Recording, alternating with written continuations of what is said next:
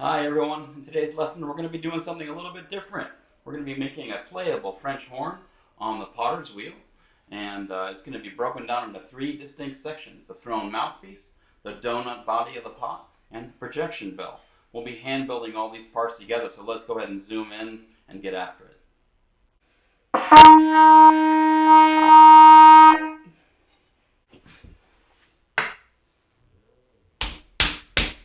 Okay, I'm going to start by making a donut. I'm going to be starting with 4 pounds of clay, but I don't think I need quite that much. It's always better to have a little bit too much than not enough.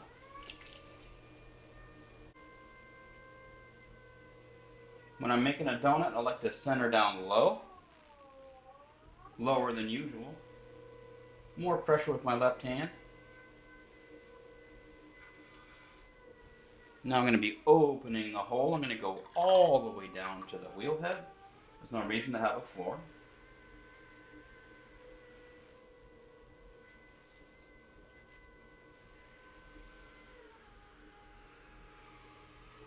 And then just pull towards 6 o'clock, keeping the piece as centered as possible.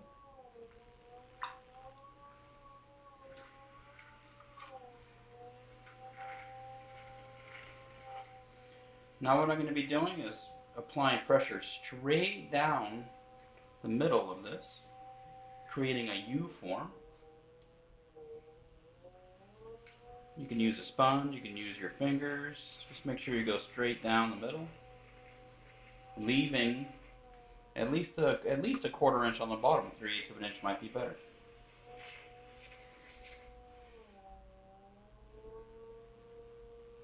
Now we're going to be individually pulling these walls.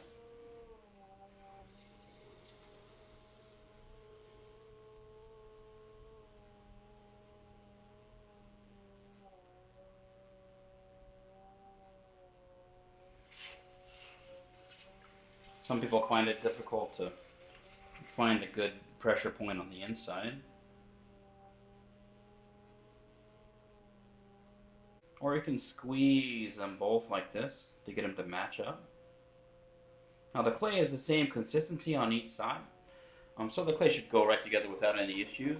Some people would score that just ever so slightly just to be safe. Doesn't really matter. And then follow through, watch my index fingers. I'm just kind of overlapping them, almost pulling the walls into each other.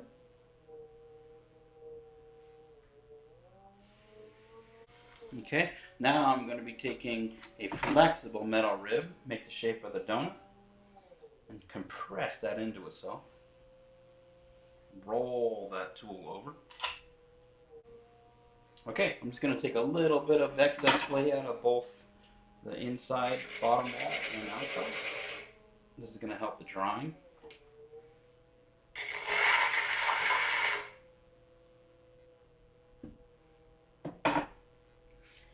And I think it's also fairly important to go ahead and just poke a hole. Pretty substantial hole is good for, this is going to help the drying process. I've actually seen them split on the rim if you speed dry it, put it out in the sun, etc. Okay, we're going to let this get leather hard and then trim it up. Alright, so I have my perfectly leather hard donut. I'm just going to go ahead and flip that over in place. I think it's important to not over dry it because we still need this to be slightly flexible.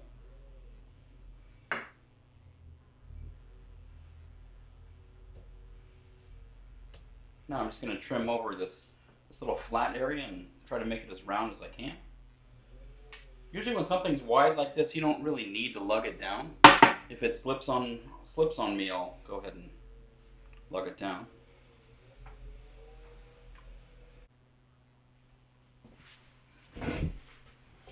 Okay, so I have my donut here. It's looking nice and round. And it's still slightly flexible. So what first thing you're going to want to do is go ahead and cut this in half. I'm going to cut it right where my hole was. It's also a time to check the tube. Everything looks pretty good. What I'm going to be doing is taking this whole thing and just bend it and flex it over itself.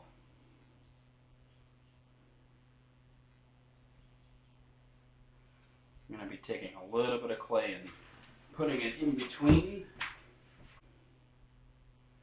This is just a temporary placement.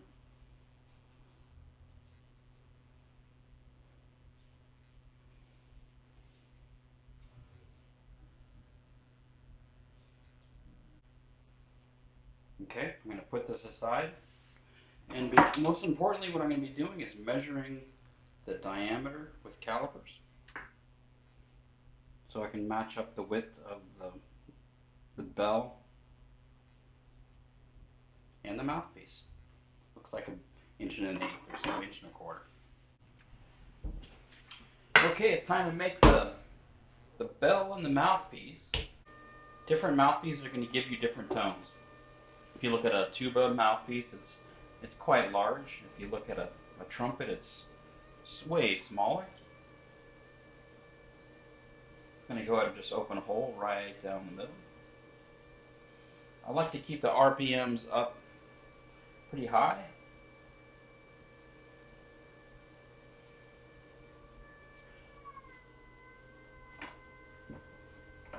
I'm also going to be matching up the bass width with this caliper.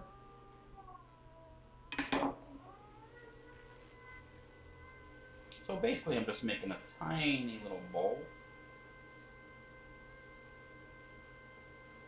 It's a little top with a little tiny hole to blow through. I'm going to go ahead and cut it at the width of my calipers.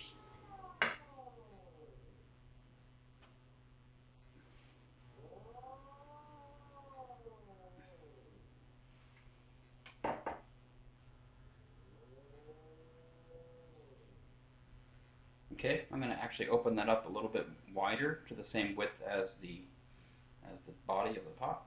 And there's the interior. I'm going to go ahead and make another one. See which one works best. And the remainder of this clay is going to end up being the bell.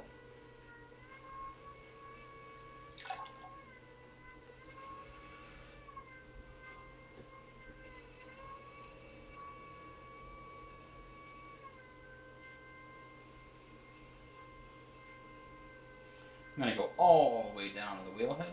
There's no reason for a bottom.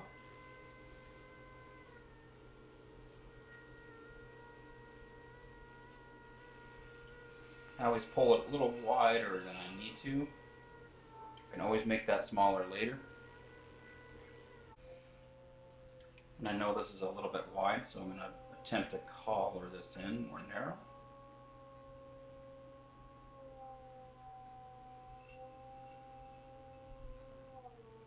There we go.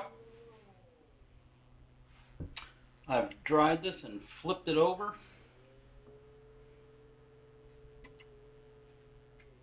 I'm going to trim this to size.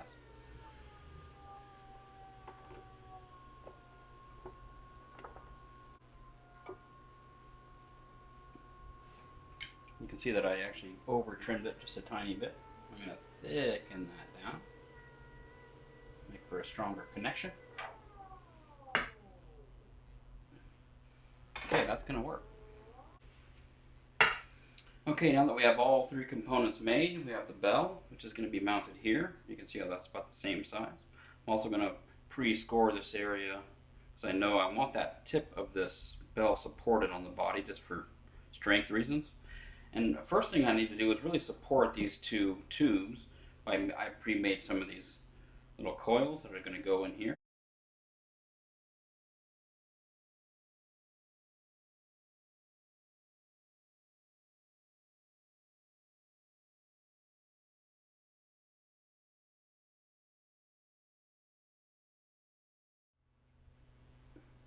Okay, I've got my supports in there. Everything's nice and blended in. I'll go ahead and clean that up a little bit more later. Now it's time to put this bell on. I've pre-scored this area as well as the body of the pot. That's where it's going to be resting. I also have a wet piece of clay here so I can use it as a temporary support. Slipping and scoring is super important with any connection of clay, especially when it's leather hard. So I'm going to go ahead and goop this up. This is the same clay I've been throwing with just a lot of water.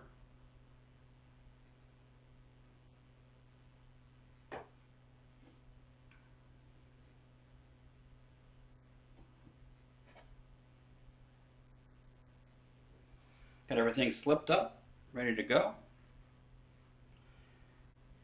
So I'm going to make sure I get this in the right position, and I'm going to take this under and squish it to the right height. And I'm going to spend some time making sure that this is fully attached.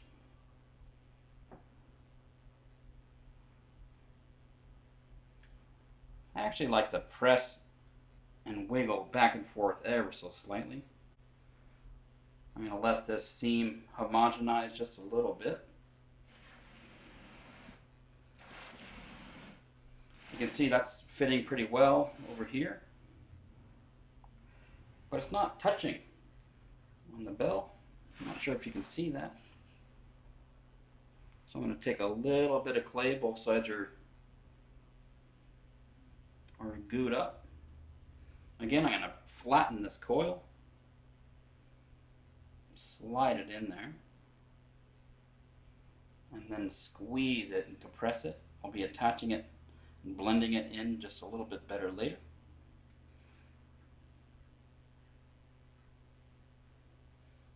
Gives me a little bit more time to work that seam.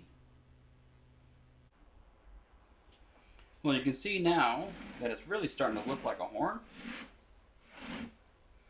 All my connections are fairly smoothed out. I'll do a little bit more later. Last thing is to go ahead and attach my little mouthpiece. I don't know if you noticed, but during the sped up portion, I knocked one off the table. So this is the one I'm going to go with. So make sure I slip it up and score it. I've made them the same width.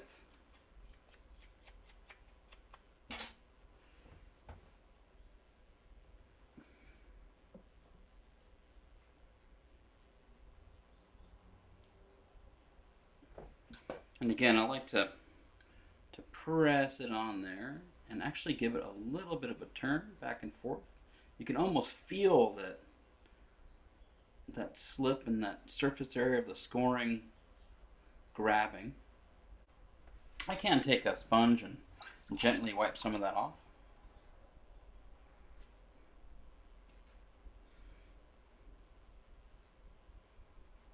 And press lightly against the seam.